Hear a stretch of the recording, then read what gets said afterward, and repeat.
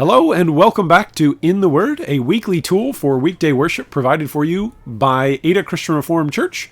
My name is Jacob Toman and I am the lead pastor there, and it's my pleasure to be discussing with you today Genesis chapters 21 through 25. That's what we're going to be reading about together this week. This week we finally get to read about the promised baby born to Abraham and Sarah, and it has been a long time coming. For us, it seems like this little baby has been previewed for pretty much ages, well, for chapters, but really it's only been a few weeks of us just reading about the promise of the covenant child to be born to Abraham and Sarah, and then eventually, a few weeks later, now we're getting to read about little Isaac, little Laughter, being born. For us, it's been a relatively short time of reading and waiting, but for Abraham and Sarah, they had to wait much longer. No sooner then do we read that Isaac is on the scene than God chose to test Abraham's faith by instructing Abraham to sacrifice Isaac. That's what we're going to read about in Genesis 22. Our understanding of this passage and these chapters as a unit will oftentimes hinge on our understanding of what testing really is.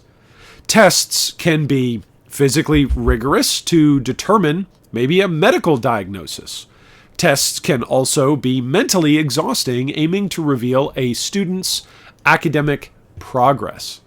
Tests can also be a way of testing the solidarity of something. I remember building a series of wooden footstools, and we would lean on the finished product to test to see if it would hold our weight. The test of leaning would reveal the sturdiness or lack thereof of the stool. As someone who has personally had physically crippling test-taking anxiety, the word test itself can be intimidating, and it can be a threatening thing. But tests do not always have to seem adversarial. Tests can be opportunity. A test can be like a performance stage on which our work, character, and even faith, like Abraham, is revealed and refined for our own betterment and for the blessing of others. When God tested Abraham, the sort of testing that happened was of faith. The test would reveal and refine Abraham's faith.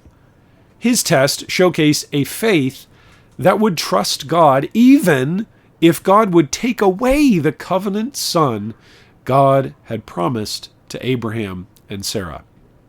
Instead of a deceitful, cowardly, selfish response or act like we've seen before from Abraham when he lied about Sarah being his wife in Egypt, we see Abraham trusting God through a great willingness to sacrifice.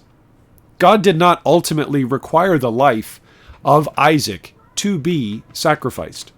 The test revealed and refined Abraham's great faith. There is another father whose son willingly was sacrificed. And through the sacrifice of that one and only son, we come to know the love of God. While Isaac got to walk away from the sacrifice, a sacrifice was indeed made that pointed to the need for a sacrifice of blood to be made to restore the ruptured relationship between God and his image bearers. Genesis 22 previews for us the sacrifice of Jesus Christ on the cross, the only Son of God slain, his blood shed so that sinners might receive eternal life.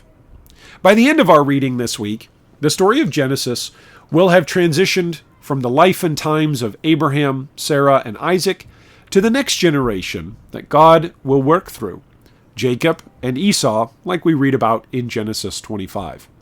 It will be Jacob, Esau, and their children that will be the subject of the whole rest of the book of Genesis going forward.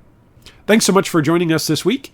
If you have any questions about things that we have read or things that we are reading through together in this life of faith, I encourage you can always reach out, send me an email at pastorjacob@adacrc.org.